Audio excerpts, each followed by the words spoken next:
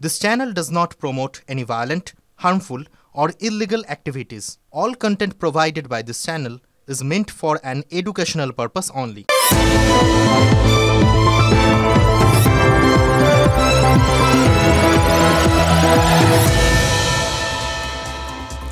আজকে সম্রাট অশোকের জন্মদিন। সেই সম্রাট অশোক যিনি ধর্মাশোক পরবর্তী ক্ষেত্রে হয়েছিলেন, এবং সেই সম্রাট অশোক যার অধীনে একটা সময় এই গোটা উপমহাদেশ ছিল।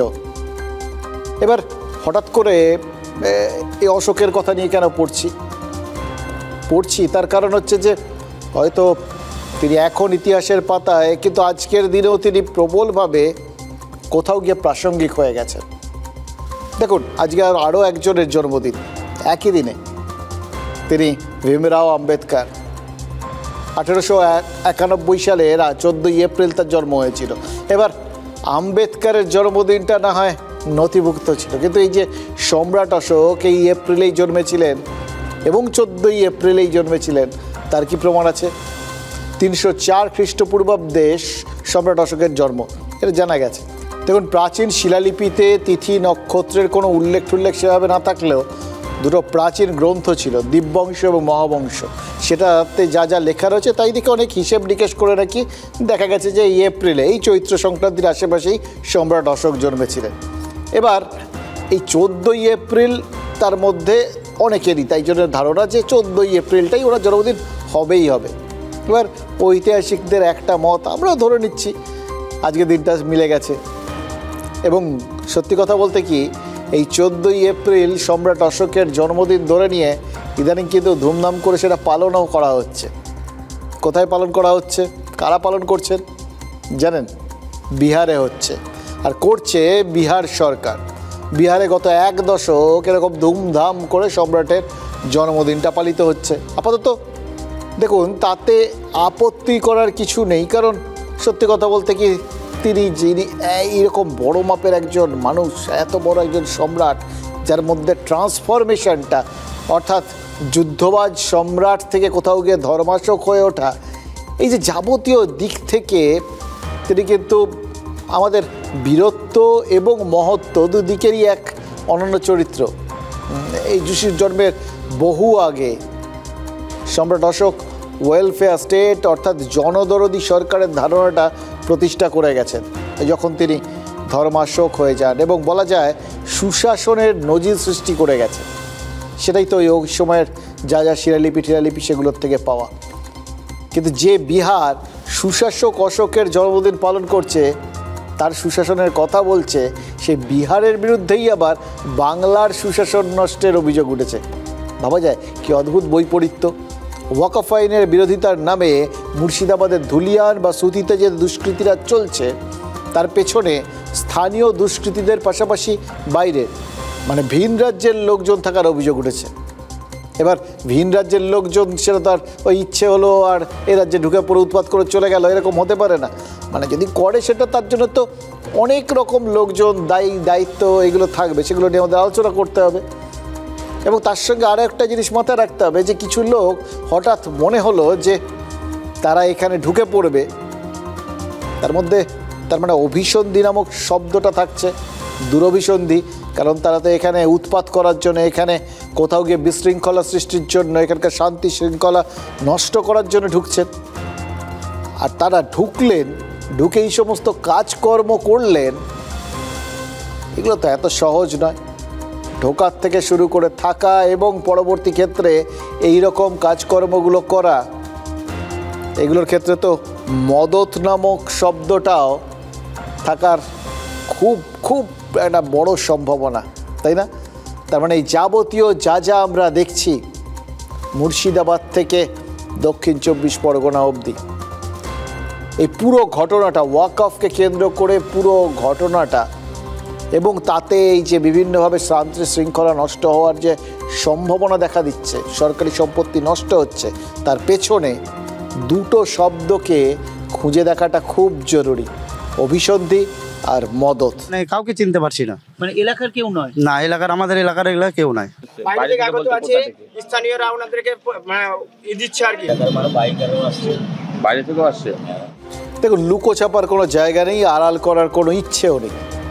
এই মানুষগুলো যে সন্ত্রাসের শিকার তাতে ধর্মীয় রং আছে। আর ধর্মকে বর্ম করে কিছু কিছু লোক তারা যে এখানকার পরিস্থিতিতে সম্প্রীতিতে কোথাও গিয়ে কেরোসিন ঢেলে দেওয়ার চেষ্টা করছেন, আগুন লাগানোর চেষ্টা করছেন সোজা বাংলায়, সেটাকেও তো উড়িয়ে দেওয়া যাচ্ছে না। দেখুন, ওয়াকফ আইনের বিরোধিতায় শুরুর থেকে প্রতিবাদ যে একটা অশান্তির জায়গায় চলে গেছে, অশান্তির আগুন জ্বালিয়েছে, তারই আঁচে তো এই যে মানুষগুলো দেখলেন, বক্তব্য শুনলেন, এদের ঘর বাড়ি সব পুড়েছে। সোজা কথায় সংখ্যালঘু প্রতিবাদ এক্ষেত্রে সংখ্যাগুরুর আতঙ্কের কারণ হয়েছে, সেটা মুর্শিদাবাদ চোখে আঙুল দিয়ে দেখাচ্ছে। হ্যাঁ, আজকেও মুর্শিদাবাদের পরিস্থিতি পুরোপুরি নিয়ন্ত্রণে আসেনি। জাফরাবাদে নতুন করে অশান্তি ছড়িয়েছে, কিন্তু মোটের ওপর পরিস্থিতিটা আগের দিনের মতো না, তুলনায় কমেছে। আমরা এখনই একটু একটু করে হিসেব করে দেখছি, যখনই দেখছি আগের দিনের থেকে একটুখানি বেটার হচ্ছে, তখনই আমরা ধরে নিচ্ছি তাহলে প্রশাসন চেষ্টা করছে, বিএসএফ আছে, কেন্দ্রীয় বাহিনী এসছে, এইসবের মাধ্যমে নিশ্চয়ই তাহলে একটু নিয়ন্ত্রণ আসছে আমাদের পরিস্থিতির ওপর। এটাই তো আমরা চাই, সাধারণ মানুষ তো এটাই চান। কারণ এগুলোর বাইরে যেটা রয়েছে সেটা রয়েছে রাজনৈতিক কচকচি, চাপানুতর, এগুলো তো নিত্য নৈমিত্তিকার ঘটনা, তাই না? এগুলোতে যে মানুষগুলো সর্বস্ব গেছে তাদের খুব বেশি কিছু আসে যায় না। তারা শুধু একটা বক্তব্য শুনতে চান, কবে তাদের মন থেকেই আতঙ্ক যাবে। এবং এই আতঙ্কটা আরও বেড়ে গেছে, কারণ পাশাপাশি যে মানুষগুলোকে তারা এতদিন চিনতেন তাদের কাছ থেকে তো তারা ক্ষতিগ্রস্ত হননি বলছেন, হয়েছেন এমন কিছু অজানা অচেনা মানুষের মাধ্যমে ক্ষতিগ্রস্ত, যারা কারা, কোত্থেকে এলেন, কিভাবে এলেন, এটাই তো বোঝা যাচ্ছে না। আর এটাই যদি হয় তাহলে তো ভবিষ্যতেও হতে পারে। দেখুন, যে সমস্ত ক্ষতিগ্রস্ত মানুষজন বলছেন যে তাদের ঘর বাড়ি বা দোকানপাট এগুলো যারা হামলা করেছেন, লুটপাট করেছেন, আগুন লাগিয়েছেন, তারা চিনতে পারছেন না, তাদের জন্য অবশ্য রাজনীতি রয়েছে। রাজনীতি ওই দুষ্কৃতীদের চিনিয়ে দিচ্ছে।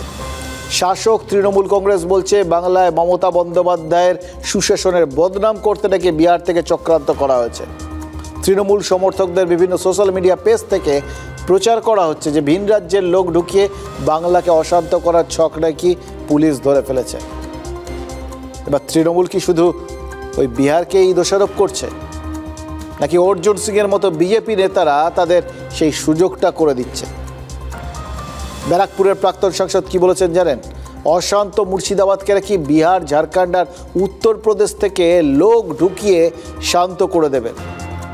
এই পরিস্থিতি, তার মধ্যে এই ধরনের বক্তব্য, বুঝতেই পারছেন মুর্শিদাবাদ এখন তপ্ত কড়াইয়ের মতো হয়ে রয়েছে। সেখানকার জাফরাবাদের মতো গ্রাম মাঝখান থেকে প্রায় খালি। গ্রামের সমস্ত সংখ্যাগুরু পরিবার ভয়ে ঘরচারা। গত শুক্রবারের অশান্তির পর মুর্শিদাবাদের বহু এলাকার মানুষ মালদা বা আশেপাশের জেলায় আশ্রয় নিয়েছেন। এবার এই পরিস্থিতিতে এইভাবে বিহার, ঝাড়খণ্ড বা উত্তরপ্রদেশ থেকে লোক এনে ডান্ডা মেরে ঠান্ডা করে দেওয়ার দাওয়াইটা অর্জুন সিং দিতে গেলেন কেন? দেখুন, অর্জুন সিং ব্যারাকপুরের ডাকা বুকো নেতা হতে পারেন, এর আগেও বহুবার তিনি বলেছেন এ রাজ্যের বাঙালি জনসংখ্যার ওপর তার এমন প্রভাব আছে, চাইলেই তৃণমূলকে একদম উচ্চ শিক্ষা দিয়ে দিতে পারে। তৃণমূলকে শিক্ষা দিতে গিয়ে অর্জুন সিং এক্ষেত্রে তৃণমূলের হাতে তো মনে হচ্ছে লোপ্পা বল তুলে দিচ্ছেন, আর কিছু মানুষকে আরও বিভ্রান্ত হওয়ার সুযোগ করে দিচ্ছেন। বিহার আর ইউপি থেকে, বিহার আর ঝাড়খণ্ড থেকে মানে আমরা ঢুকবো, একদিনে খালি করে দেব মুর্শিদাবাদ, মালদাকে একদিনে খালি করে দেব। অর্জুন বলছে বাইরে থেকে, ভিন রাজ্য থেকে ছেলে এনে এলাকা একটা তো ওরা করছে, ঠিকই বলছে, খালি মিথ্যে কথাটা বলছে যে আমরা করছি সেটা বলছে। দেখুন, মদন মিত্র খুব চটজলদি একটা সিদ্ধান্তে পৌঁছে গেছেন বলে তো মনে হচ্ছে। বিজেপি এই সমস্ত গণ্ডগোলের মূলে এটা তিনি একদম পরিষ্কার করে দিলেন, এবং তার ধারণা বাইরের থেকে লোক এনে বাংলাকে অশান্ত করা হচ্ছে। কিন্তু কামারহাটির বিধায়ক এত দ্রুত এই সিদ্ধান্তে পৌঁছে গেলেন কি করে? গেলেন তার কারণ এর মধ্যে একটা রাজনৈতিক হিসেব রয়েছে। গেলেন কারণ বিহার আর উত্তরপ্রদেশে বিজেপির সরকার আছে। দেখুন, রাজনৈতিক দিক থেকে চাপানুতরগুলো শুনতে ভালো, এতে নানা রকম ব্যাখ্যা ট্যাখ্যা হয়, বেশ কিছুক্ষণ আলোচনা হয়, কিন্তু বাস্তবে কি হচ্ছে, নিজেদের মধ্যে ঝগড়া করার মতো বিষয়গুলো তৈরি হয়ে যায়, অনেক বিষয় জলের মতো হয়তো পরিষ্কারও হয়ে যায়, মানে একটা সহজবোধ্য ধারণা তৈরি হয়। কিন্তু রাজনীতির এই সহজ পাঠের বাইরেও তো বেশ কিছু কথা আছে। ব্যাপারটা সব সময় যত সহজ লাগে ততই কি সহজ? প্রথমত, দেশ বিরোধী শক্তি সেটা কি শুধু বাংলাতেই কাজ করে? এটা তো সারা দেশে বিভিন্ন রাজ্যেও তো সক্রিয় থাকতে পারে। এবার যদি সারা দেশেই এরকম দেশ বিরোধী শক্তি থাকে, তাহলে অশান্তি শুধুমাত্র বাংলায় হচ্ছে কি করে? এই প্রশ্নটা তো উঠবে। কি করে শুধুমাত্র এ রাজ্যে উদ্দেশ্য প্রণোদিতভাবে এবং সংগঠিতভাবে এত বড় একটা উস্কানিমূলক পরিবেশ তৈরি করা গেল, সেই প্রশ্নটাও তো উঠবে। আর এই প্রশ্নগুলো যখনই উঠবে তখন বুঝবেন এই সহজ সরল ব্যাখ্যাগুলো আর সহজ সরল থাকছে না। কি করে মুর্শিদাবাদের একটা এলাকার থেকে আরেকটা এলাকায় এরকম অশান্তি ছড়িয়ে পড়লো, যাতে বাংলার এতদিনকার সম্প্রীতির পরিবেশটাকে হঠাৎ করেই পুরো মিথ্যে একটা ধারণা, একটা মায়া বলে মনে হতে শুরু করলো? তার জবাবটা কে দেবেন? পরিস্থিতি যদি এতই সুবিধাজনক হয়, যদি সত্যি বাংলার মাটিকে এত সহজে দেশ বিরোধী শক্তি কাজে লাগাতে পারে, বা আসা যাওয়াটা যদি সত্যি এতটা সহজ হয়, মানে সেটা কখনো ভিন দেশ থেকে কখনো ভিন রাজ্য থেকে, তাহলে তো আরও মুশকিল, আরও বড় আশঙ্কা মনের মধ্যে কাজ করছে। এরকমই যদি সত্যি হয়, যাওয়া আসা সত্যিই যদি এরকম অনায়াসে করা যায়, তাহলে তো ভিন রাজ্য থেকে দুষ্কৃতীরা যখন তখন আসবে, কখনো কখনো ভিন দেশ থেকেও আসবে। এবং আসবে শুধু নয়, এই রাজ্যে এরকম নাশকতামূলক কাজকর্ম চালিয়ে বিভ্রান্তিমূলক পরিবেশ তৈরি করে, আতঙ্কের পরিবেশ তৈরি করে চলে যাবে। এবার এইটা যদি হয়, তাহলে তো সেটা এই অর্জুন সিং বা মদন মিত্রদের রাজনৈতিক চাপানুতর, বা তৃণমূল বিজেপির বিভিন্ন নিজেদের পাল্টা বক্তব্যের যে আমরা পরপর একটা সিরিজ দেখছি, তার থেকে অনেক বড় বিষয় হয়ে দাঁড়াবে। কারণ সেটা দেশের জন্য থ্রেট। যে থ্রেটের কথা আজ মনে হচ্ছে পরিষ্কার করে আপনাদের সামনে না বললেই নয়।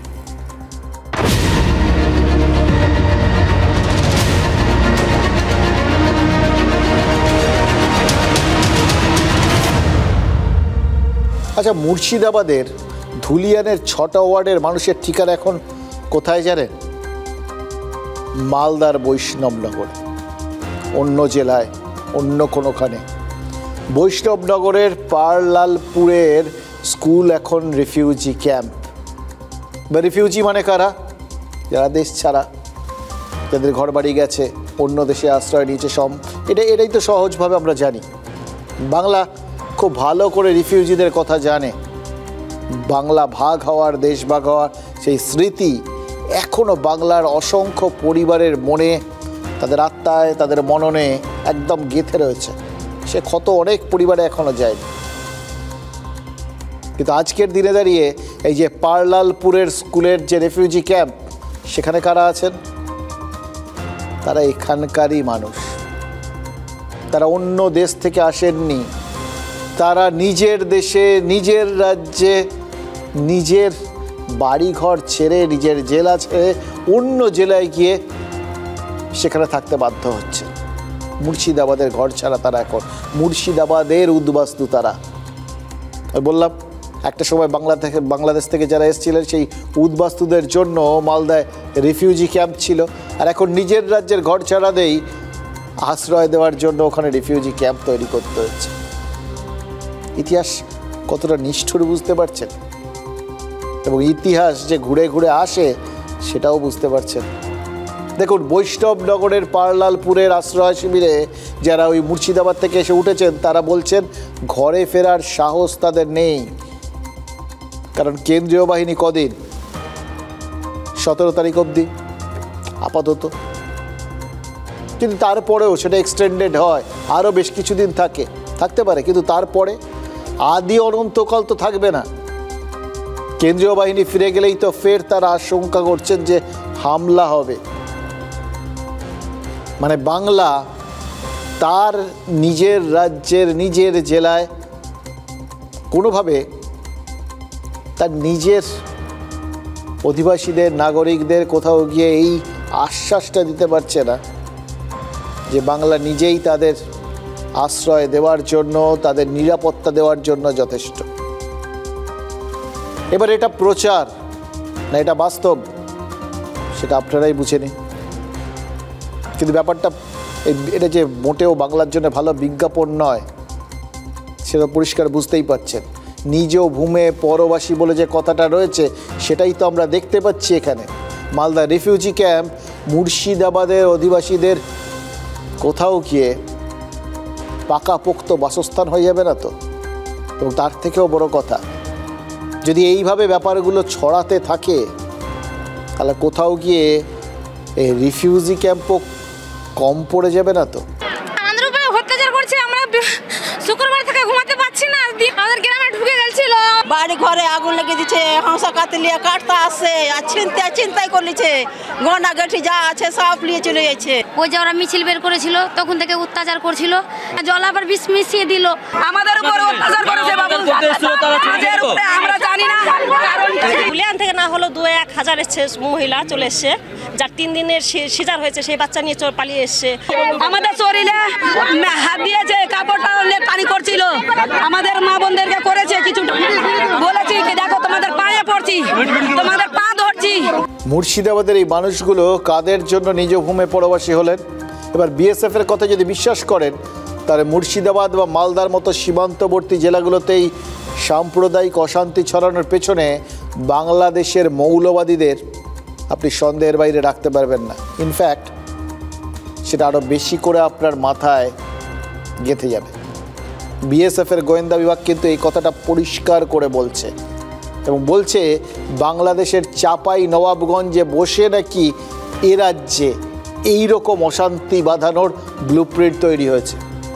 মুর্শিদাবাদ এবং মালদার বেশ কিছু যুবককে নিয়ে নাকি সীমান্তের যে এলাকা অরক্ষিত, সেই এলাকায় জামাতুল মুজাহিদিন বাংলাদেশ বা তেহরিক-ই-বাংলাদেশের মতো মৌলবাদী সংগঠনের নেতারা বৈঠক করেছেন। সেখানেই নাকি শেখানো হয়েছে কিভাবে ওয়াকফ বিরোধী আইনের বিরোধিতার পথে নামতে হবে, কিভাবে হামলা চালাতে হবে, লুটপাট করতে হবে, পুলিশের ওপর হামলা চালাতে হবে, পুলিশের গাড়িতে আগুন দিতে হবে। এতে কি হবে? এতে এখানকার অভ্যন্তরীণ নিরাপত্তা বিঘ্নিত হবে, এখানকার যে সিস্টেমটা, একটা প্রশাসনিক সিস্টেম, সেটা কোথাও গিয়ে ধাক্কা খাবে, এলোমেলো হয়ে যাবে। এলোমেলো হলে কি হবে? যারা এখানে নাশকতা করতে চায়, যারা এখানে একটা অস্থিরতা তৈরি করতে চায়, তারা আরও অনেক নিশ্চিন্তে কাজকর্ম করতে পারবে, আরও বেশি সহজে আমাদের এই চারপাশটাকে অশান্ত করতে পারবে। এবার ভাবছেন তো যে এই কথাগুলো তো এমনি এমনি জানা সম্ভব নয়। বিএসএফ বলছে, ইন্টেলিজেন্স রয়েছে, এত নিশ্চিত হওয়া যায়? এই অশান্তির পেছনে বাংলাদেশের যোগ থাকতে পারে, সেটা বিএসএফের মনে হচ্ছে কেন? তার কারণ দুটো। এক, হামলার প্যাটার্নে মিল। বাংলাদেশে যেভাবে হিন্দুদের বাড়ি ঘরে হামলা হয়েছে, সুতি, ধুলিয়ান, জাফরাবাদেও তাই হয়েছে। যেভাবে হামলার সময় দোকানে, শপিং মলে লুটপাট হয়েছে বাংলাদেশে, মুর্শিদাবাদের অশান্ত এলাকাগুলোতেও তাই হয়েছে। এবং সব থেকে বড় কথা, এই একই ফরম্যাট, ঠিক একই কায়দায় হামলা, একই ধরনের হামলা, সেগুলো কিন্তু যে এলাকায় এই অশান্তিগুলো ছড়াচ্ছে সেখানে সেখানে হচ্ছে। খেয়াল করে দেখুন, প্রত্যেকটা এলাকায় এই হামলাবাজদের চরিত্র এক। যারা মূল, অর্থাৎ যারা এই ওয়াকফ বিরোধী আন্দোলন করছেন, মিছিল করছেন, সে মূল মিছিল চলে যাচ্ছে, তারপরেই অচেনা একদল লোক এসে প্রত্যেকটা জায়গায় অশান্তি পাকাচ্ছে। অর্থাৎ এরা অশান্তি পাকানোর জন্যেই প্ল্যান করে এসছে। এবং দ্বিতীয়ত, এই মুহূর্তে বাংলাদেশের মোহাম্মদ ইউনূস সরকারের দেওয়ালে পিঠ থেকে গেছে। আপনারা জানেন, বিভিন্নভাবে ভারতকে উত্তক্ত করার চেষ্টা করেছে, এবং সাম্প্রতিককালে ভারতকে কোথাও গিয়ে তারা চাপে রাখার চেষ্টা করেছে চীনের সাথে হাত মিলিয়ে। এবার সেটা করতে গিয়ে নিজেদের পায়ে নিজে কুড়ুল পেরে বসে আছে, কারণ ভারত বাংলাদেশের ওই যাবতীয় যা সুযোগ সুবিধা এতদিন ধরে দেওয়া হচ্ছিল, তার মধ্যে বেশ কিছু বন্ধ করে দিয়েছে। মানে ধরুন, একটা ছোট্ট জিনিস, এরা বাণিজ্য করবেন বলে আমাদের দেশের মাটি ব্যবহার করে, নেপাল, ভুটান, অন্যান্য দেশের সাথে যোগাযোগ, ব্যবসা সব আমাদের দেশের মাটির ভেতর দিয়ে। ভারত সেই জায়গাটা বন্ধ করে দিয়েছে। এমনকি বাংলাদেশকে এদেশের বন্দর ব্যবহার করতে দেওয়া হতো, সেটাও বন্ধ করে দেওয়া হয়েছে। এবার আর বড় বড় কথা বলা চলছে না। ইউনূসের এখন ভিক্ষা চাই নামা কুকুর সামলা দশা হয়ে গেছে। এবার সেই রাগে দেওয়ালে পিঠ ঠেকা ইউনূস বাংলাদেশের মৌলবাদীদের এদেশে অশান্তি পাকাতে যে উৎসাহিত করছে না, তার কোনো গ্যারান্টি আছে? প্রশ্ন তো শুধু একটাই, বাংলাদেশ পেরিয়ে সন্ত্রাসবাদীরা এদেশে এসে গন্ডগোল পাকালে বিএসএফও কি দায় এড়াতে পারে? কারণ প্রশ্নটা তো গোড়ার, ওরা ঢুকলো কি করে?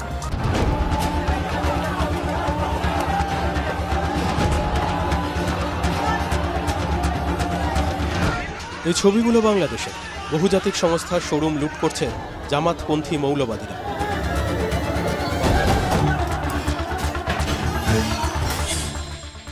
আর এই ছবিটা মুর্শিদাবাদের। বাংলাদেশ আর ভারত লুটপাটের ধরনে আশ্চর্যজনক মিল। লুটপাট, অগ্নিসংযোগ, মহিলাদের ধরে টানাটানি। স্থানীয় বাসিন্দাদের অনেকেই বাংলাদেশের ছায়া দেখতে পাচ্ছেন। যেমন বাংলাদেশে হয়েছে ওরকম করতে চাইছিল, মানে আমরাকে ডাকতে চাইছিল। বাংলাদেশের ঘটনা আমরা আগে শুনেছি কিন্তু দেখিনি, কিন্তু একদম নিজের চোখে দেখা, মানে দেখতে পাচ্ছি যে এই দ্বিতীয় বাংলাদেশ হয়ে গেছে এখানে। উঠে আসছে বহিরাগত তত্ত্ব। কোথা থেকে ঢুকছে বহিরাগতরা? হামলার ধরন স্পষ্ট ইঙ্গিত দিচ্ছে বাংলাদেশের দিকে। বিএসএফের গোয়েন্দা রিপোর্ট বলছে বাংলাদেশের চাঁপাই নবাবগঞ্জ মৌলবাদী শক্তি রাখা। চাঁপাই নবাবগঞ্জের মৌলবাদীরাই হিংসা পরিচালনা করছে। মালদা মুর্শিদাবাদে বিস্তীর্ণ সীমান্ত এখনও কাঁটাতারহীন। অরক্ষিত সীমান্তে সুযোগ নিয়েই ঢুকছে হামলাকারীরা। সূত্র, মৌলবাদীরা অরক্ষিত অংশ দিয়ে ঢুকে বৈঠক করছে এদেশে। সন্দেহ, মুর্শিদাবাদে মৌলবাদী সন্ত্রাস পরিচালনা হচ্ছে বাইরে থেকে। সন্দেহ, বাংলাদেশের মৌলবাদীরাই সন্ত্রাস পরিচালনা করছে। আর আশঙ্কা, মুর্শিদাবাদের পর মালদাতেও বড়সড় হামলার পরিকল্পনা চলছে।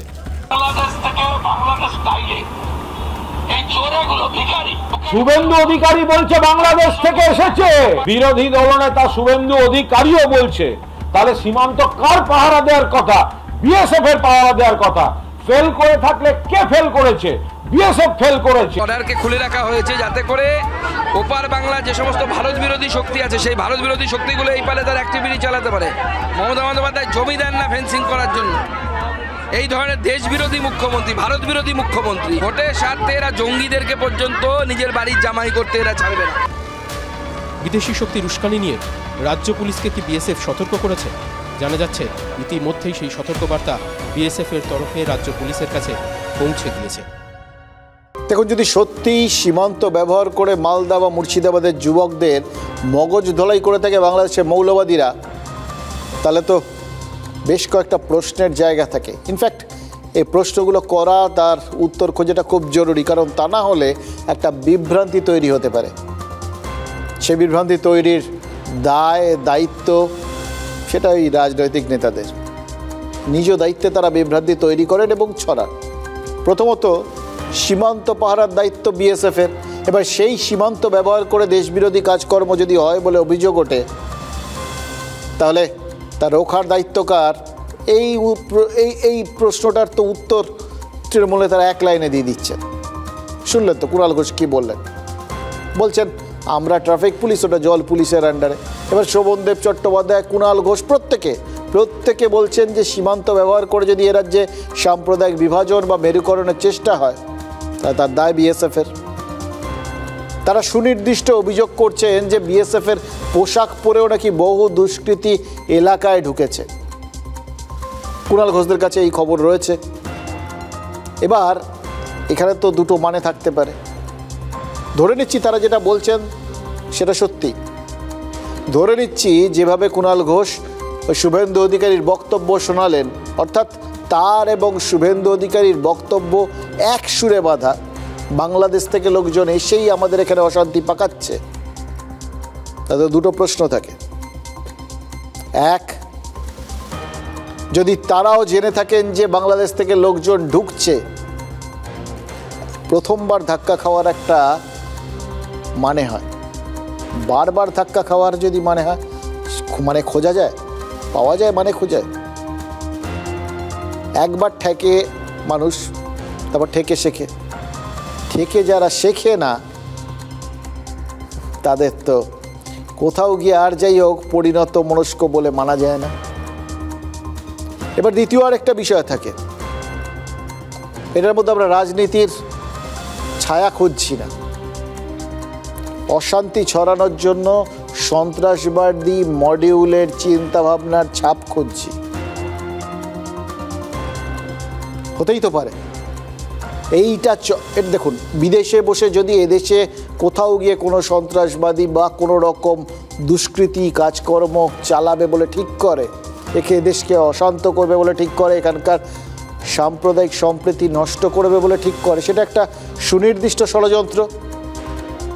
ষড়যন্ত্র যারা করে তারা তো সুপরিকল্পিতভাবেই ষড়যন্ত্রটা করে। তাহলে তারা যে কোথাও গিয়ে অনেক ভেবেচিন্তে বিএসএফের মতো পোশাক টোশাক পরিয়ে এখানে লোকজন ঢোকাবে না, যাতে এখানে একটা বিভ্রান্তির সৃষ্টি হয়, যাতে এখানে বিএসএফকে নিয়ে একটা প্রশ্ন ওঠে এবং যাতে সেটাকে কেন্দ্র করে এখানে রাজনৈতিক দলগুলোর মধ্যে নিজেদের মধ্যে মারামারি লেগে যায়, তর্ক বিতর্ক চাপার উত্তর সব কিছু লেগে যায়। তাহলে তো তাদের সুবিধে, তারা নিশ্চিন্তে আসল জিনিসটা থেকে নজর ঘুরে যাবে, তারা নিশ্চিন্তে নিজেদের কাজ চালিয়ে যাবেন। এবার দেখুন আরও একটা দিক তো রয়েছে, তার মানে হয় যাবতীয় দায় ওই কোথাও গিয়ে হয় বিএসএফের, আর নয়তো আগের কথাগুলো ধরলে ভিন রাজ্য থেকে লোকজন এসে এখানে অশান্তি করেছে, সেটা ধরলে বিহার উত্তরপ্রদেশের মতো বিজেপি শাসিত রাজ্যগুলো, বিএসএফ অথবা বিজেপি শাসিত রাজ্য, মানে পশ্চিমবঙ্গে অশান্তির দায় এখানকার কারোর নেই। সেগুলো শটার যেভাবেই হোক, হয় কেন্দ্র নয় বিজেপি শাসিত রাজ্য, মোদ্দা কথা অন্যের ঘাড়ে ট্রান্সফার করে দিচ্ছে তৃণমূল। বহিরাগতরা রয়েছে বলে বিশ্বাস করে? অবশ্যই আছে, অবশ্যই আছে, এবং তাদেরকে তারা পরিকল্পিতভাবে ঢুকেছে বা আমাদের পরিকল্পনা মাফিক তারা সাহায্য পেয়েছে বাংলার বর্ডার সিকিউরিটি বা অন্যান্য যে সমস্ত দলগুলো আছে তাদের কাছ থেকে। তাহলে এরকমভাবে ঘটনা হঠাৎ করে ঘটে গেল, অথচ আমাদের যারা ওখানকার এমএলএ এমপি তারা বলছে আমরা কাউকে চিনতেই পাচ্ছি না, কারা এই কাজ করলো করে বেরিয়ে গেল তাদের চিনতে পারছি না। একজন তো এই যে 150 জন ধরা পড়েছে, তাদেরকে কি আইডেন্টিফাই করতে হবে তারা কারা? So we are here, border guarding force. You know, we are guarding the border very effectively and efficiently, and we have electronic surveillance on the borders, and round the clock our men are doing duties. So we are ensuring safety and security of the border. ওখানকার মানুষ বলছেন গায়ে সেনার পোশাক পায় হাওয়াই চপ্পল, কি করে হতে পারে? এগুলো আমরা নন্দীগ্রামে দেখেছি, পুলিশ পায়ে চটি পরে পুলিশ গুলি চালাচ্ছে। যেটা মানে শুনছেন যে নিজেরা চটি পরা পুলিশ, চটি পরা বিএসএফ, এটা সম্পূর্ণ মিথ্যা এবং অভিযোগ। এবার don't get influenced by rumour. Rumour mongering is the biggest enemy to peace. এই সময় আপনারা জানেন, হঠাৎ কেউ ফোন করে বলে দেয় যে আমার এখানে অ্যাটাক হয়ে গেল, 99% সময় দেখা যাচ্ছে সে নিউজটা ভুল আছে, কিন্তু সে যখনই এটাকে কোনো গ্রুপে দিয়ে দেয়, that news spreads and that cannot be taken back. এই যে কথাগুলো শুনলেন, যে কথাগুলো বলবো, সেগুলো সবকটা এই পরিস্থিতিতে এই মুহূর্তে অত্যন্ত সতর্কভাবে শোনা উচিত এবং বোঝা উচিত। নন্দীগ্রামে চটি পরা পুলিশ দেখা গেছিল, তারা এসে গুলি চালিয়েছিল, এটা তো প্রায় প্রবাদে পরিণত হয়েছে এই অভিযোগটা। কুণাল ঘোষ স্থানীয়দের কোট করে বলছিলেন মুর্শিদাবাদের অশান্ত এলাকাতে নাকি সেরকমই চটি পরা বিএসএফ দেখা গেছে, কিন্তু সেসব কথা যে গুজব এটা পরিষ্কার করে দিয়েছেন জঙ্গিপুরের পুলিশ জেলার সুপার। আর এডিজি আইন শৃঙ্খলা জাভেদ শামীম বলেছেন গুজবে কান না দিতে। অতএব কোথাও পুলিশের কথা শুনে এই অভিযোগগুলোকে আমরা গুজব বলেই ধরে নিলাম, কিন্তু আবু তাহেরের কথাটা কি হিসেবে ধরব? আবু তাহের মুর্শিদাবাদের তৃণমূল সাংসদ, তিনি বলছেন তৃণমূলের ভেতরেই নাকি কিছু উচ্ছৃঙ্খল ছেলেপুলে আছে যারা এই ওয়াকফ বিরোধী প্রতিবাদটাকে মঞ্চ হিসেবে ব্যবহার করছে, এটাকে কেন্দ্র করে অশান্তি ছড়াচ্ছে, এবং এদের একটা বড় অংশ নাকি পরিযায়ী শ্রমিক। এবার খেয়াল করে দেখুন, শুভেন্দু অধিকারী আজকেই বলেছেন যে তাদের কাছে নাকি 600 পরিযায়ী শ্রমিকের একটা তালিকা তৈরি আছে, যারা এ রাজ্যে এসে অশান্তির সলতেতে আগুন দিচ্ছে বলে তার কাছে তথ্য। অর্থাৎ বহিরাগত ইন্ধন থাকুক বা না থাকুক, বাংলার কিছু লোকজনই যে ঘরের শত্রু বিভীষণের মতো আচরণ করছে, নিজের ঘরে আগুন লাগাচ্ছে, সেটা তৃণমূল আর বিজেপি দুটো দলই আমাদের বুঝতে সাহায্য করছে। এবার তারা কাদের লোক, তাদের কেউ পরিযায়ী শ্রমিক কিনা, অথবা আবু তাহের আর শুভেন্দু অধিকারী কোনো গুজবে বিশ্বাস করছেন কিনা, নাকি দুজনের তথ্যই ঠিক, এটা পুলিশকে খোঁজ খবর করে দেখে পুলিশই বলতে পারবে। আমরা শুধু এটুকুনি বলতে পারি, পরিস্থিতিটা যেরকম জায়গায় যাচ্ছে সেখানে একটা বিভ্রান্তিমূলক পরিস্থিতি যে তৈরি হচ্ছে সেটা কিন্তু রাজ্যের পক্ষে ভালো নয়, এবং সেটার জন্য রাজনৈতিক নেতাদের অন্তত এই রকম মুহূর্তে এই পারস্পরিক হিসেব নিকেশের বাইরে যাওয়া উচিত। কিন্তু এই ভোটের হিসেবের বাইরে তারা কখনো কি যেতে পারে? এমন কিছু হুলিয়ান পার্টি ঢুকে যায় যেটা সকলের নিয়ন্ত্রণে থাকে না। এই ধরুন পরিযায়ী শ্রমিক অনেকে বাইরে আছেন, আবার তারা ঈদের মধ্যে বাইরে বাড়িতে এসেছিলেন। এরকমও কিছু বাচ্চা ছেলে আছে যারা বিভিন্নভাবে এই উস্কানিতে আরও উস্কানি দিয়ে এই সমস্ত ঘটনা ঘটিয়ে দেয়। এটা আমাদের ঘাড়ে পড়ে যায়। কিছু শৃঙ্খল মানুষ থাকেন, কিছু রাজনৈতিক নেতাও থাকেন যারা ঘোলা জলে মাছ ধরতে চায়। তারা চেষ্টা করে দলকে এই সময় বিপদে ফেলে দেবো। কিছু শৃঙ্খল দলীয় নেতৃত্ব 2-4 জন থাকে, তারাও এই সময় কিছু কাজে লাগায়। আপনাদের দলের মধ্যেই রয়েছে? হ্যাঁ, 2-1 জন তো থাকেই। এত বড় দল, সব দল থেকেই এখানে এসেছে। তৃণমূল দলটা তৈরি হয়েছে বাংলার সমস্ত বিরোধী দল থেকে এই দলে এসেছে। তো 2-1 জন উচ্ছৃঙ্খল নাই, একথা আমি কি করে বলতে পারি? 100 কোটি টাকার প্রপার্টি লুট হয়েছে, আমরা এটা ছাড়ব না। এটা খুব বড় ইস্যু। আর ওই এলাকায় আমরা তালিকা করছি যারা বিজেপি রুল স্টেটে পরিযায়ী শ্রমিকের কাজ করেন, যাদের বাড়ির লোকেরা এই জিহাদি হামলায় যুক্ত, তাদেরকে ফিরে এসে ওখান থেকে ইউপি, মহারাষ্ট্র থেকে, মধ্যপ্রদেশ, গুজরাট থেকে ফিরে এসে সারাতে হবে। তারপরে অন্য কথা হবে। আমরা ছাড়বো না, লম্বা রোডম্যাপ তৈরি করেছি আমরা। শুভেন্দু অধিকারীর বক্তব্যটা শুনলেন? এটাকে বলে পাল্টা চাপ দেওয়া।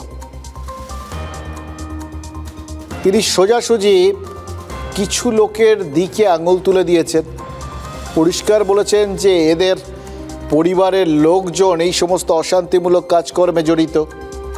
এরা কোথায় কোথায় বাইরে কাজ করেন তার কাছে লিস্ট রয়েছে। অর্থাৎ এরা যদি এখানে সমস্যার সমাধানটা না করেন, এখানকার তাদের পরিবারের লোকজনকে না সামলান, বা এখানকার তাদের পরিবারের লোকজন যে অশান্তি করছে, যে ক্ষতি করেছে, তার ক্ষতিপূরণ না দেন, তার মানে তাদের কোথাও বাইরে গিয়ে কাজকর্ম করে খাওয়ার রাস্তাটা তারা বন্ধ করে দেবেন। সোজাসাপটাভাবে তিনি এই বক্তব্যটা রাখলেন। দেখুন, এই যে এই গোটা বক্তব্যগুলো, এগুলোর সঙ্গে কিন্তু ওই মুর্শিদাবাদের সঙ্গে, মানে যেটা ক্ষেত্র নিয়ে কোথাও গিয়ে শুভেন্দু অধিকারী বলছেন, তার সাথে উত্তরপ্রদেশে যোগীর বক্তব্যের মিল পাবেন, যেখানে বলা হয়েছে কেউ যদি এরকম বেআইনি কাজকর্ম করেন তার বাড়ি ঘর ক্রোক করে নেওয়া হবে। দেখুন, এই গোটা বিষয়টা না, এটা ওই বললাম, একদিকে সন্ত্রাস চলছে, একদিকে সাম্প্রদায়িক সম্প্রীতি নষ্ট করার চেষ্টা হচ্ছে, একদিকে ভিন রাজ্য থেকে, ভিন দেশ থেকে লোকজন এসে অশান্তি পাকাচ্ছে বলে অভিযোগ উঠছে, আর আরেকদিকে রাজনৈতিক দড়ি টানাটানি চলছে। একটা খেয়াল করে দেখুন, মালদা, মুর্শিদাবাদের পর সব থেকে কোন জেলার থেকে সব থেকে বেশি মানুষ বাইরের রাজ্যে কাজের খোঁজে যায়? উত্তর দক্ষিণ 24 পরগনা, এই দুটো 24 পরগনা, উত্তর আর দক্ষিণ। এবার আবু তাহেরের কথা ধরলে ওয়াকফ বিরোধী আন্দোলনের আঁচ দক্ষিণ 24 পরগনার যে আস্তে আস্তে ছুঁয়ে ফেললো, তার পেছনেও কি আসলে এই পরিযায়ী শ্রমিকদের একটা অংশ বা তৃণমূলেরই একটা অংশকে সন্দেহ করতে হবে?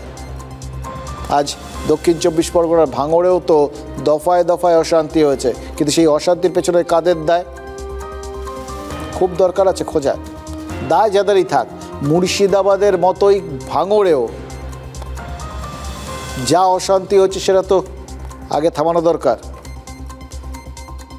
এবং এই অশান্তিতেও ওই বললাম প্রত্যেকটা জায়গায় একই ছকে হচ্ছে। ভাঙড়েও তাই হচ্ছে, মুর্শিদাবাদের মতোই সেখানে আগে সিসি ক্যামেরা ভাঙা হয়েছে, তারপর হামলা হয়েছে। আজ কলকাতায় ওয়াকফ বিরোধী সভা ছিল, সেই সভায় যারা যোগ দিতে আসছিলেন পুলিশ ভাঙড়ে তাদের আটকায় বলে অভিযোগ। এবার পরিস্থিতি খারাপ হওয়ার আগেই পুলিশের লাঠিচার্জ, ফলে বিক্ষোভকারীরা তাৎক্ষণিকভাবে ছত্রভঙ্গ হয়ে গেছিল। এটা সকালের খবর ছিল। কিন্তু সকালে ভোজেরহাটে যত সহজে পুলিশ পরিস্থিতি নিয়ন্ত্রণ করেছিল, বিকেলে ভাঙড়ের সোনপুরে তত সহজে পরিস্থিতির মোকাবিলা করতে পারেনি। মানে প্রথমে হয়তো যারা ওখানে গিয়ে ঠেকে গেছিল সেখান থেকে শিখে গেছিল, বিকেলে আরও প্রস্তুতি নিয়ে নেমেছিল বিক্ষোভকারীরা। ফলে একই রকমভাবে পুলিশের গাড়িতে আগুন, দোকান ভাঙচুর, লুটপাট সব কিছু ঘটেছে। দেখুন, এত মিল সত্ত্বেও এই যাবৎকালে ওয়াকফ আইন নিয়ে যতগুলো গণ্ডগোল হয়েছে তার সঙ্গে একটা জায়গায় ভাঙড়কে কিছুতেই মেলানো যাচ্ছে না। সেটা কি? এর আগে হাওড়ার সাঁতরাগাছির থেকে শুরু করে মুর্শিদাবাদের জাফরাবাদ, যেখানেই অশান্তি হচ্ছে সেখানেই রাজ্যের মন্ত্রী সিদ্দিকুল্লাহ চৌধুরীর অনুগামীদের বিরুদ্ধে অভিযোগ উঠেছে। কিন্তু ভাঙড় যারা অশান্ত করলেন বলে অভিযোগ, তারা নাকি আইএসএফ সমর্থক। কারণ আজ কলকাতায় ওয়াকফ আইনের বিরোধিতায় যে সভা ছিল সেটা ডেকেছিল তো আইএসএফ। এই সভায় যোগ দিতেই ভাঙড় থেকে আসছিলেন বিধায়ক নওশাদের অনুগামীরা। কেন্দ্রের বিজেপি সরকারের আনা ওয়াকফ আইনের বিরোধিতায় তৃণমূল আর আইএসএফ কি তাহলে এক বিন্দুতে চলে এলো? এটাও তো ভাবার কথা, এবং এটা রাজনৈতিক কথা। ওখানে তৃণমূলের লোকজন ঢুকে যখন পুলিশ লাঠিফাটি চার্জ করেছে, কাঁদুনে গ্যাস যখন চেয়েছে, সেই সুযোগে পুলিশের গাড়িতেও আগুন লাগিয়ে দিয়েছে। এবার আমি একটা কথা সাফ বলবো, কারা কারা হিংসার সাথে যুক্ত। আমি আইএসএফ, তৃণমূল, বিজেপি, কংগ্রেস বুঝি না। কেউ আইন হাতে তুলে নেবে তাকেই মাথায় লিয়ে ঘোরাতে নয়। আইএসএফের মুসলিম আর অন্য মুসলিম কি আলাদা? দুই ভাগ হয়ে গেল নাকি মুসলিমদের মধ্যে? আবার আইএসএফকে আপনারা লাঠি চার্জ করতে পারছেন, বা আইএসএফের মিছিলে থাকা মুসলিমদের আপনারা লাঠি চার্জ করতে পারছেন আইন শৃঙ্খলার নামে, অন্য দুষ্কৃতীদেরকে কেন করতে পারছেন? কেন্দ্রীয় সরকার গাজওয়ারি করে বিলটা এনেছে, আইএসএফ দিল্লি গিয়ে অভিযান করুক, নওশাদ সিদ্দিকী তার লোকদের নিয়ে দিল্লি গিয়ে অভিযান করুক। বাংলায় তো ওই বিলটা, ওই খারাপ দিকগুলো বাংলায় ইমপ্লিমেন্টেড হবে না, এটা তো মমতা ব্যানার্জি পরিষ্কার বলে দিয়েছেন। তারপর কাকে ডিস্টার্ব করছেন? তিনজনের তিনটে বক্তব্য আপনাদের শোনালাম। আইএসএফ এর নওশাদ সিদ্দিকী, বিজেপির সুকান্ত মজুমদার, তৃণমূলের কুণাল ঘোষ। এবার দেখুন, তিনজন তিন রকমভাবে গোটা পরিস্থিতিটার ব্যাখ্যা করেছে। এর মধ্যে প্রথম যে কথাটা সবার কথা হওয়া উচিত সেটা নওশাদ সিদ্দিকী বলেছেন। তার সেই বক্তব্যটা আপনাদের নজর কেড়েছে নিশ্চয়ই, যে আইএসএফ হোক, তৃণমূল হোক, বিজেপি হোক, মানে যারা যারা অশান্তি করেছে তারা দুষ্কৃতী। ফলে দুষ্কৃতীদের বিরুদ্ধে দুষ্কৃতী মানে যা যা ব্যবস্থা নেওয়া উচিত পুলিশের সেটাই নিক, এটাই তো নেওয়ার কথা। এই বক্তব্যটা অত্যন্ত পরিণত মনস্ক এবং যথাযথ বক্তব্য। কিন্তু সেটা বাদ দিয়ে কোথাও গিয়ে নওশাদ সিদ্দিকীও তো গোটা বিষয়টার মধ্যে তৃণমূলের ঢুকে গন্ডগোল পাকিয়ে দেওয়ার অভিযোগ এনেছেন। ফলে তার ওই কোথাও গিয়ে নিরপেক্ষ থেকে গোটা বিষয়টাকে বিচার করার যে আবেদন, সেটার পেছনেও আসলে তার একটা রাজনৈতিক অভিসন্ধি রয়েছে, সেটাকে উড়িয়ে দেওয়া যাচ্ছে না। এবার বিজেপির সুকান্ত মজুমদারের বক্তব্যটা ভাবুন।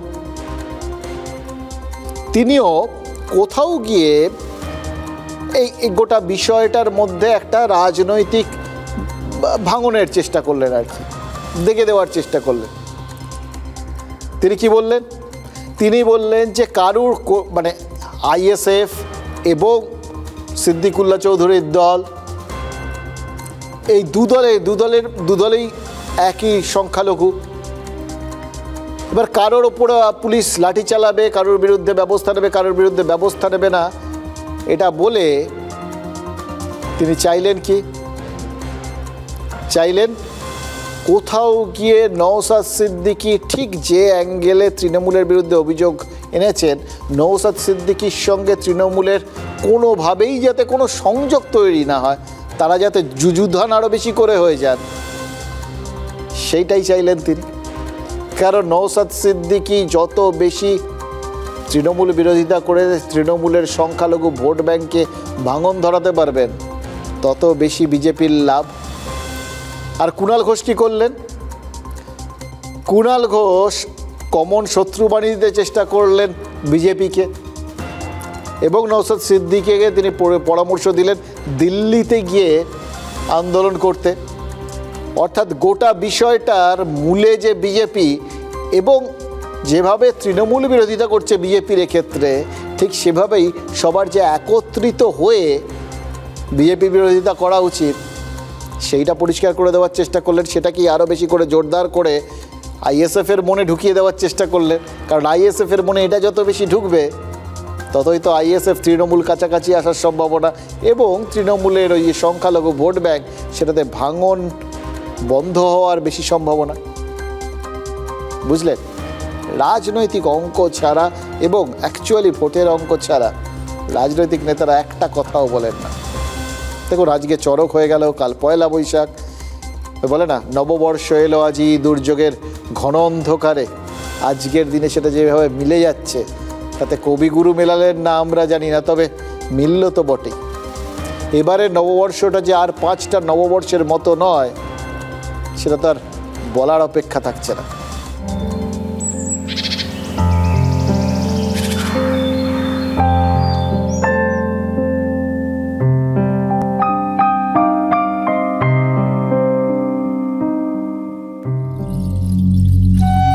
নববর্ষ এলো আজি দুর্যোগের ঘন অন্ধকারে, আনেনি আশার বাণী, দেবে না সে করুণ প্রশ্রয়।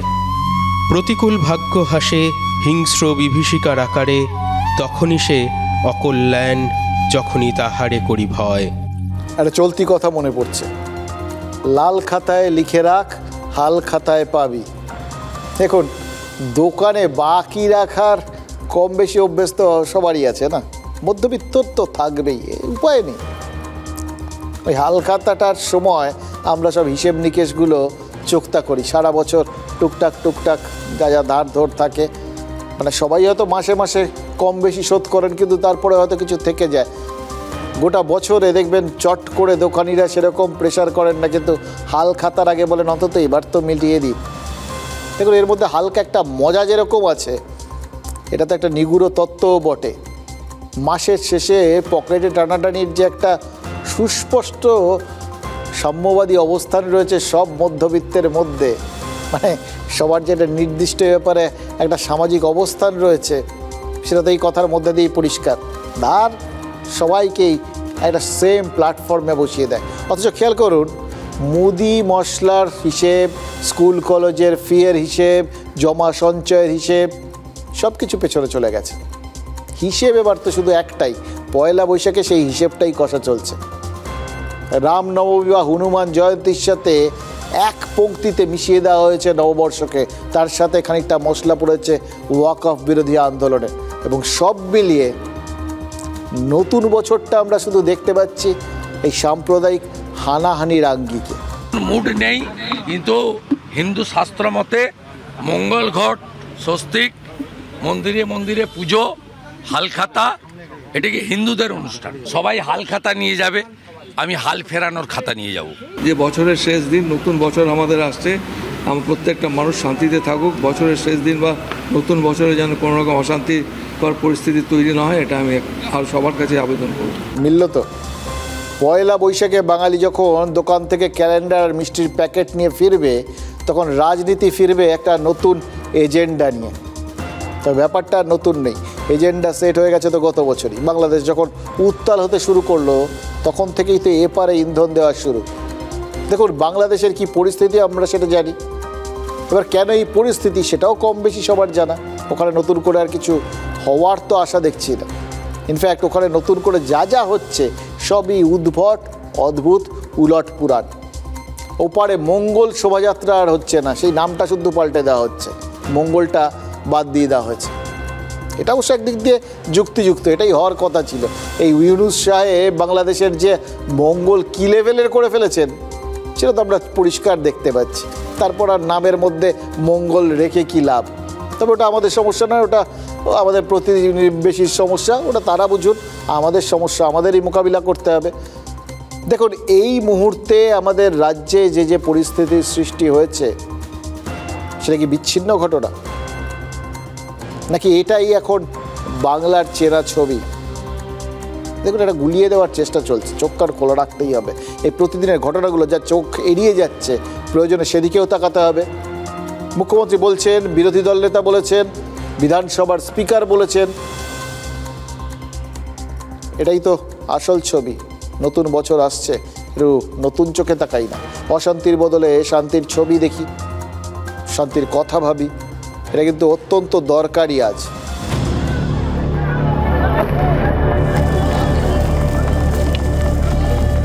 মুর্শিদাবাদ ভীত, সন্ত্রস্ত, আগুন, অত্যাচার, লুটপাট থেকে খুনোখুনি।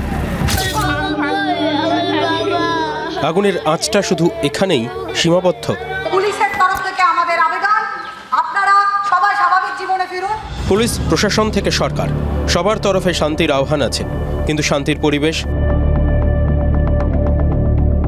এখন শান্তি, কিন্তু আমার যে রাত হচ্ছে তখন অশান্তি হয়ে যাচ্ছে। আতঙ্ক থেকে মুক্তি কিভাবে? রাজনীতির কথা বলবে, ধর্মীয় সমীকরণ নিজের অঙ্কে চলবে, কিন্তু ন্যূনতম মানবিকতা? ক্ষুদ্র হলেও চেষ্টা করলে ক্ষতি কোথায়? নদিয়ায় কয়েকজন যুবক এগিয়ে এসেছেন। হাসপাতালে অসুস্থ রোগীর রক্তের প্রয়োজন। একজন মুসলিম রোগী হসপিটালে ভর্তি আছে। হঠাৎ করে রৌল্লা দাদা ফোন করলো যে তাড়াতাড়ি আয়, খুব দরকার, আর্জেন্ট রক্ত। তো সেখানে আমি একজন হিন্দু ভাই হয়ে তার জন্য রক্ত দিতে যাচ্ছি। সোশ্যাল মিডিয়ায় গুজব ছড়াবেন না, পই পই করে বলছে পুলিশ। আর ওরা সোশ্যাল সাইটে মানুষের প্রয়োজনে দিনরাত 24 ঘন্টা। আমার যেহেতু আরেকটা অপশন থাকে সোশ্যাল মিডিয়া, সেই সোশ্যাল মিডিয়ায় পোস্ট করি এবং সেখানে প্রচুর ভালোবাসার মানুষ আছে আমাদের সেতু পরিবারের। সেখান থেকে কমেন্ট আছে প্রসেনজিৎ ভাই এবং সুপন্থার এবং আব্দুর রশিদ মোল্লা, তারা কমেন্ট করে যে আমরা রক্ত দেব। গরম পড়তেই সংকট, তাই এগিয়ে এসেছেন কয়েকজন। সংখ্যায় কম, তাতে কি? এটাই তো বাংলার রোজনামচা। যে রোজনামচা দেখা যায় সরকারি হাসপাতালে, যে রোজনামচা দেখা যায় হাটে বাজারে। সেখানে কে কি, কোন ধর্মের, সত্যি কি কিছু যায় আসে? আমি ওই রানাঘাটে একজনকে রক্ত দেবো, দাদার কাছে, রহতুল্লাহ দাদার কাছ থেকে জানতে পেরেছি যে অ্যাক্সিডেন্টলি একজনের দরকার খুব। দাদা পোস্ট করেছিল ফেসবুকে, সেটা দেখে আমি দাদার সাথে যোগাযোগ করে দিতে যাবো রক্ত। দেখুন, খুব কমন কথা কি, আমরা তো মাঝে মধ্যে খুব গম্ভীর হয়ে বেশ কিছু কথাবার্তা বলি, একটু জ্ঞান ট্যান দিই আর কি, প্রত্যেকে দিই, আমরা শুধু না। বলি কি, আরে রক্তের রং কি লাল, ওর রক্তের রং যা আমার রক্তের রঙও তাই। বলার সময় খুব বলি, কাজের সময় ভুলে যাই। এই ছবিটা দেখালাম না, এটা এই জন্য দেখালাম জাস্ট আপনাদের মনে করিয়ে দিতে, যে কথাগুলো বলেন সেগুলো একদম ঠিক বলেন। বিশ্বাস করুন, সত্যি ওখানে যারা ওই রশিদ ভাই বা ওই যে প্রসেনজিৎ ভাই যারা এসছিলেন, তাদের প্রত্যেকের রক্তের রংটা কিন্তু এক, কোথাও ফারাক নেই। এটা মাথায় রাখলে দেখবেন অনেক সমস্যা হয়তো মিটে যাবে। আমরা আসলে জ্ঞান পাপি তো, আমাদের জানি, আমরা ভুলে যাই। নদিয়ার এই যুবকরা একটা সময় জানেন তো পাড়ায় পাড়ায় আড্ডা দিত, এরাই অক্সিজেন ছিল। ইনফ্যাক্ট এরা আজকে সত্যি বহু জায়গায় খুঁজে পাওয়া যায় না, এই জন্যই বোধহয় এত সমস্যা। এরা কোথায়? এরা কি বিচ্ছিন্ন হয়ে গেছে? এই ছেলেগুলো যারা এগিয়ে আসছে তারা সত্যি, নাকি যারা হারিয়ে যাচ্ছে তারা সত্যি? এই জায়গাটাতেই কি ওই বিভাজনের বিষটা লুকিয়ে রয়েছে?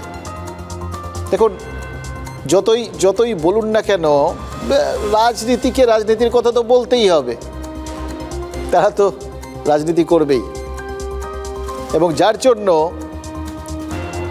ব্যাপারগুলো থামতে গিয়েও থামে না। সুতি শামশেরগঞ্জে যা ঘটেছে সেটা অন্যায়, মানবতা বিরোধী। এটা তো সমস্ত দলের নিঃসংকোচে বলা দরকার, কার দোষে কিভাবে এগুলো বলার আগে, অন্তত এই মুহূর্তে। সেই সঙ্গে এটাও বলার দরকার, যেটা বললে সবার আগে আগুনটা নিভবে। চারিদিকে কীরকম একটা বারুদ গন্ধ পাওয়া যাচ্ছে জানেন তো, একটা দেশলাই ফেললেই আগুন জ্বলে যাবে। এটা চলতে দেওয়া যায় না। বাংলায় এরকম নববর্ষ শেষ কবে দেখেছি মনে করতে পারছি না জানেন তো, খারাপ লাগছে, কিন্তু তবু আজ বলতে হচ্ছে। এটা কীরকম হালখাতা বলুন তো। চোরছে ছোরদের এই দৌরাত্ম, তাতেই হচ্ছে প্রীতি নষ্ট। প্রতিবাদ, প্রতিবাদের গান ধরেছেন রায়গঞ্জের বৃদ্ধ বাউল, বছর ৭৩-এর তরণী মোহন বিশ্বাস। হচ্ছে প্রীতি নষ্ট, আমরা হিন্দু মুসলিম খ্রিস্টান বৌদ্ধ মিলেমিশে থাকতে চাই, এমন আজব কাণ্ড লন্ড ভণ্ড আগে দেখি। ঠিকই, এমন লন্ডভন্ড দশা আগে দেখেনি শামশেরগঞ্জ ধুলিয়ান। মঙ্গলবার পয়লা বৈশাখ, ব্যবসায়ীরা হালখাতা করবেন কি? আগের দিনও দোকানপাট বন্ধ, ব্যবসায় তালা। বাংলা নববর্ষে ধর্মঘটের চেহারা, পরিবেশ বদলাতে মরিয়া প্রশাসন, ব্যবসায়ীদের ভরসা ফেরাতে রাস্তায় নেমে মাইকিং করছেন পুলিশ কর্তারা। দোকানপাট খুলুন, যে যার কাজে আবার ব্যস্ত হন, সবকিছু ঠিক আছে। প্রত্যেকটি জায়গা আমরা টহল দিচ্ছি, প্রত্যেক জায়গায় আমাদের নজর আছে, পরিস্থিতি আপাতত সম্পূর্ণ নিয়ন্ত্রণে আছে। পুলিশ বলছে বটে, কিন্তু স্থানীয় মানুষ নিশ্চিন্ত হতে পারছে কি? সবার চোখে মুখেই স্পষ্ট আতঙ্ক। এ সময় আমাদের রমরমা বাজার থাকে এবং বেচাকেনা করি, প্রচুর লোকজনের সমাগম হয়। আমার ফার্নিচারের দোকান, অনেক ছোট ছোট আইটেমের। না না, আমাদের মনে আর আনন্দ বলে কিছু নেই।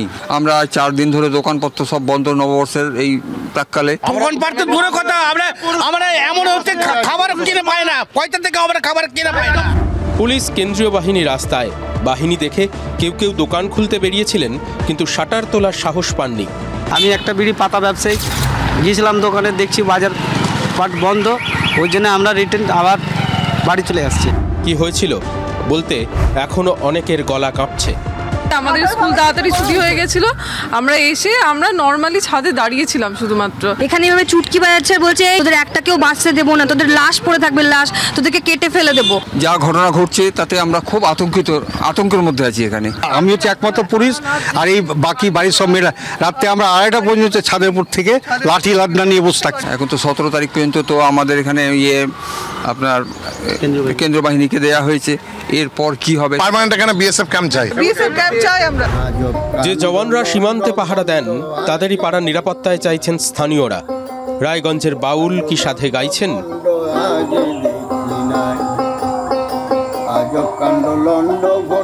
ওয়াকফ আন্দোলনকে কেন্দ্র করে যে হিংসা, সেই হিংসে প্রথম থেকে কি করা হাতে আটকানো যেত না? ফিরহাদ হাকিম বলেছিলেন আন্দোলনের অধিকার রয়েছে, শুধু হিংসে যেন না হয়।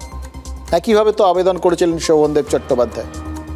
কেউ একবারও কড়াভাবে দমনের কথা বলেননি, আজ বললেন, কড়াভাবেই বুঝিয়ে দিলেন অনেক হয়েছে। এবার সরকারের ওপর কালি লাগলে সেই কালির দায় তাদের নয়। অ্যাগ্রেসিভ হওয়াটা আমি মনে করছি ঠিক হচ্ছে না, ভেবে চিন্তে করা উচিত। আমরা তো ওদের পাশে আছি, সাধারণ মানুষ বলে আমরা তৃণমূল কংগ্রেস দল হিসেবে ওদের পাশে আছি। আমরা ওদের কাছে আবেদন করছি যে ওরা যেন একটু সংযত হন, আন্দোলন করুন। অশান্তি করলে সেন্ট্রাল গভর্নমেন্ট এখানে হস্তক্ষেপ করবে, তাতে আপনাদের ক্ষতি হবে। ওয়াকফ বিল ইমপ্লিমেন্ট হয়ে যাবে যদি তৃণমূল সরকার না থাকে। সেইটা দয়া করে করবেন না, করবেন না, করবেন না। তারা যদি কিছু করতে চায় যাবে, কিন্তু সরকার এবং পুলিশের অনুমতি নিয়ে যেতে হবে, কারণ কোথাও কোনো দুর্ঘটনা ঘটে গেলে দায়টা এসে পড়বে সরকারের উপরে। ওয়াকফ তো এখানে মুখ্যমন্ত্রী বলে দিয়েছেন যে এখানে ওয়াকফ ইমপ্লিমেন্ট হবে না। তাহলে যারা নাটক করছেন তারা কেন করছেন? কেন আমাদের এখানে মানুষের অসুবিধা করছেন? এতদিন পর একটা কড়া বার্তা দিচ্ছে প্রশাসন, হয়তো এই কড়া বার্তায় কাজ হবে। দেখুন, এরকম কড়া বার্তা তো আমরা এর আগেও দেখেছিলাম। সেই বাবরি মসজিদ ধ্বংসের পর যখন প্রাক্তন মুখ্যমন্ত্রী জ্যোতি বসু পরিষ্কার বলেছিলেন কেন্দ্রীয় বাহিনীকে, দাঙ্গাবাজদের কোথাও রেয়াত করবেন না, যদি দেখেন কেউ অশান্তি করছে সরাসরি গুলি চালান। এবার রাজ্যের মুখ্যমন্ত্রীর কাছ থেকে এরকম ওপেন নির্দেশ পাওয়া, জাতি ধর্ম রাজনৈতিক পরিচয় কিচ্ছু না দেখে এই যে একটা বার্তা দেওয়া, এই বার্তাটা ডেফিনেটলি মানুষের মধ্যে কাজ করেছিল। এবং সত্যি কথা বলতে কি, বাংলাতেই সবার আগে সেই উত্তপ্ত পরিস্থিতি নিয়ন্ত্রণে এসেছিল। আজকে শোভনদেববাবু আর ফিরহাদ হাকিমের বক্তব্য তো শুনলেন, আশা করা যায় এখানেও সেই পরিস্থিতিটা খুব দ্রুত নিয়ন্ত্রণের মধ্যে চলে আসবে। আসলে বললাম না, কালকে তো নববর্ষ, ওই বলে না সব ধার ধর শোধ করে নতুন খাতা খোলার একটা বিষয়। আশা করবো এই যা যা অশান্তির খাতা ধার বাকি বা রাজনৈতিক চাপার উত্তর এটা নিয়ে, সেগুলো সব আজকে এই যে চৈত্র সংক্রান্তির দিনে আজকের মধ্যেই সব চুকে বুকে যাবে, জানেন তো। কালকের দিনটায় নতুন একটা সূর্য উঠবে, মুখ ফিরিয়ে দেখব আমি কোন দিকে রাত হচ্ছে ফিকে।